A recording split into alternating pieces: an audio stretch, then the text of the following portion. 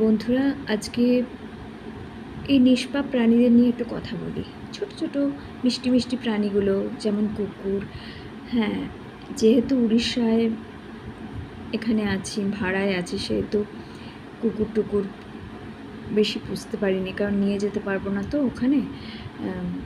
অনেক রকম রেস্ট্রিকশান আছে, সেই জন্য একটা কুকুর, দুটো খরগোশ এদেরই আশ্রয় দিয়েছি, আর সেরকমভাবেই রেখেছি ভালোবাসা দিয়ে। যাই হোক, আজকে র্যাবিট নিয়ে একটু কথা বলি। র্যাবিটের খাবার হিসেবে আমি দিই ঘাস, গাজর, কলমি শাক, যেটা ওরা ভীষণ ভালোবাসে। কলমি শাক, বাঁধাকপি, ফুলকপি, এগুলোর থেকেও কলমি শাকটা ওদের ভীষণ প্রিয়, যেটা আমি দেখি। তো আমাদের ওরা এসব পছন্দ করে। ওদেরকে আমরা এই ওষুধটা দিই, এই ওষুধটা দিয়ে থাকি। এটা ভিটামিন, 2.5 ml করে ডেলি খাওয়াই।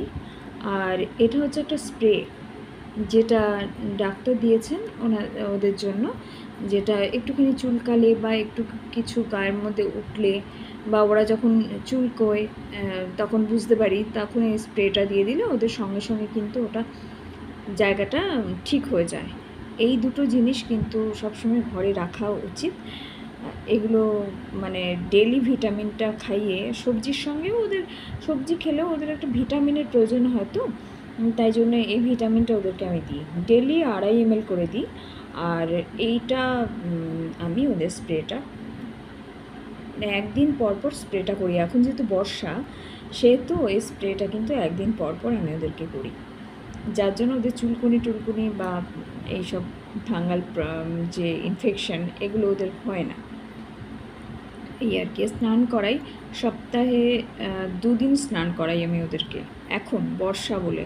আর গরমে তো প্রায় রেগুলারই আমি ওদের স্নান করাই, একবেলা করে। এটা ওদের দরকার আছে, ওরা তো খুব ঠান্ডা থাকতে মানে অভ্যস্ত, সেই জন্য।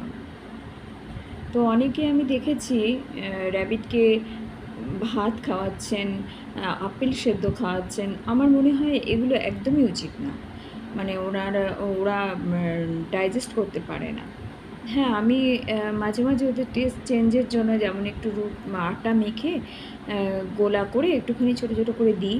তারপরে বিস্কুট ওদের একদমই খাওয়ানো উচিত না, তাও মাঝে মাঝে টেস্ট একটু ইয়ের জন্য এমনি মানে খুব নর্মাল কিছু বিস্কুট ওদের জন্য এনে রাখি, যেগুলো ওদেরকে ভেঙে ভেঙে দিই।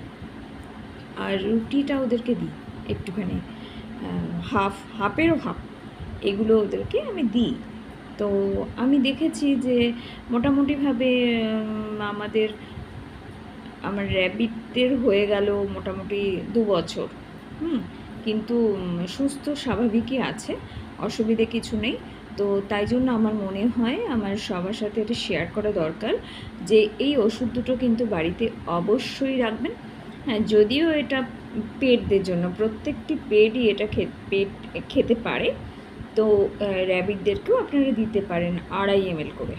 হ্যাঁ, ভীষণই উপকার দেবে, দেখবেন এটা ভিটামিন। আর এটা রাখতে পারেন, ওদের মাঝে মাঝে একটু চুলকুনি টুলকুনি হয় গায়ে, তখন এগুলো আপনি দিলে সঙ্গে সঙ্গে এটা মানে পরের দিনে দেখবেন ভালো হয়ে যায়।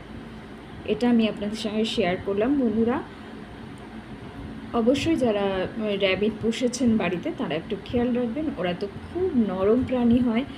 হ্যাঁ, তো একটু খেয়াল রাখলে দেখবেন ওরা খুব সুস্থ থাকে, ভালো থাকে। আমরা তো এটাই চাই না। একদম অবোধ প্রাণী ওরা, কিছু বলতে পারে না, কিছু না। তাদের একটু ভালো রাখা, এই আর কি, আর তো কিছু না। যেটুকু মানে যতজনকে আমরা জায়গা দিতে পারি চেষ্টা করি আর কি, এই আর কি। ভালোবেসে ওদেরকে ভালোবাসা দিলে ওরাও ভালোবাসা বোঝে। তো আমরা যেটুকু পারি, আমরা যদি চেষ্টা করি অন্তত 2-3 জনকে বাড়িতে রাখার, তাহলে বোধহয় ওরা খুব শান্তি পায়। ওকে বন্ধুরা, অনেক ধন্যবাদ। খুব ভালো থেকো তোমরা, সুস্থ থেকো প্রত্যেকে। নমস্কার।